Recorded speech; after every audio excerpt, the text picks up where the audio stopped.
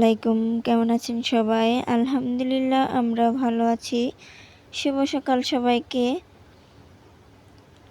আর এদিকে আমি বাবার বাড়ি চলে আসছি, যেহেতু আমার ডাক্তারের অ্যাপয়েন্টমেন্ট নেওয়ার সময় ছিল আজকে, যার কারণে ভাবলাম অ্যা বাবার বাড়িতে চলে আসি। তো আমি শনিবার দিন চলে আসছিলাম বিকেলবেলা।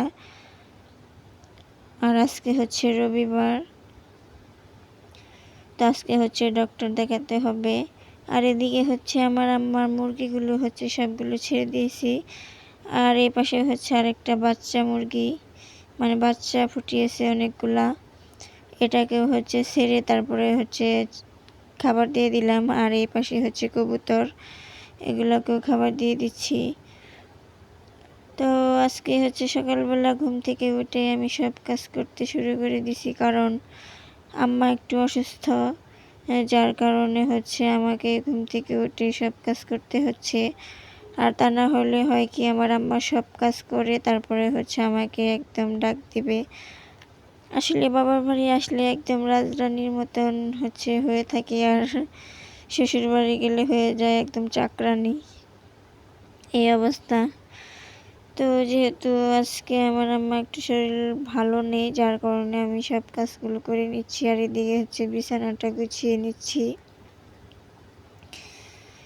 তো এতগুলো মুরগি, তারপরে কবুতর। তো আমার আম্মা মুরগি পালন করে অনেকগুলা করে, তারপরে কবুতর, তারপরে একটা বিড়াল দেখলেন, ওর নামটা কিটু।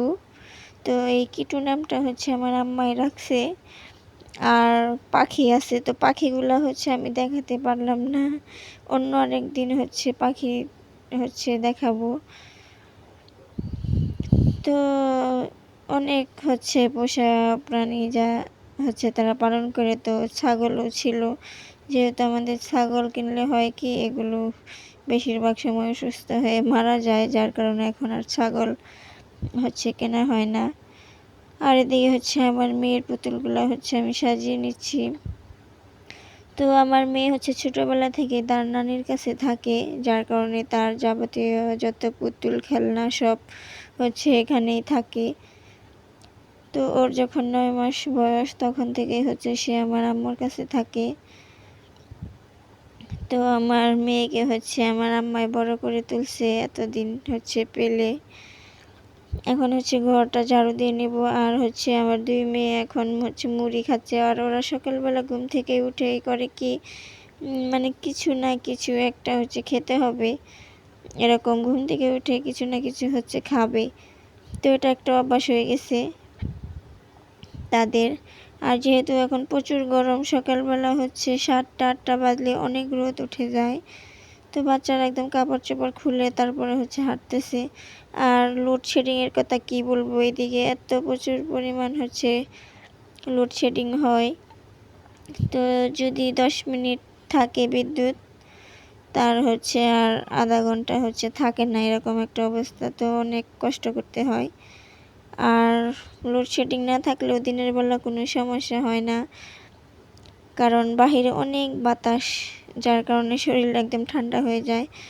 তো ওদিকে আমি সব গুছিয়ে নিয়েছি। তারপরে দুপুরবেলা এখন চলে আসছি রান্না করতে, কারণ যেহেতু এখন রোজার দিন, সকালে খাবারের কোনো ঝামেলা নেই, শুধু বাচ্চাদেরকে খাইয়ে নিয়েছি। তারপরে আমরা বসে আড্ডায় দিচ্ছিলাম।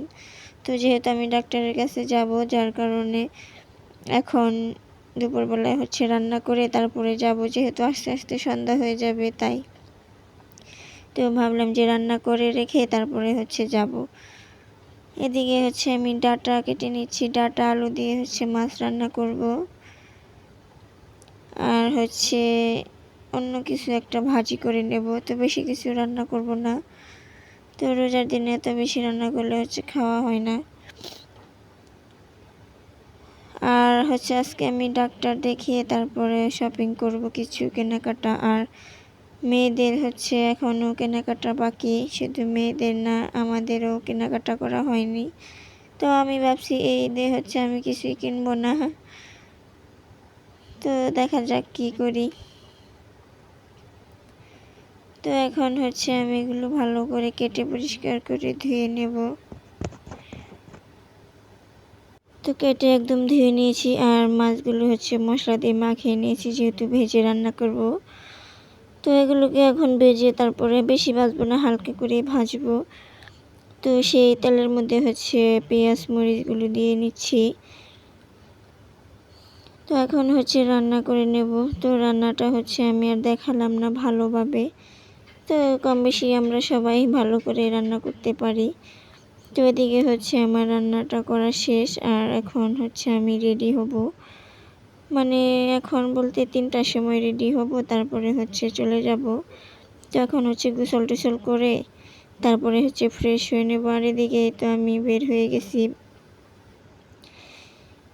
তো এখন হচ্ছে একদম মার্কেটের কাছাকাছি চলে আসছি।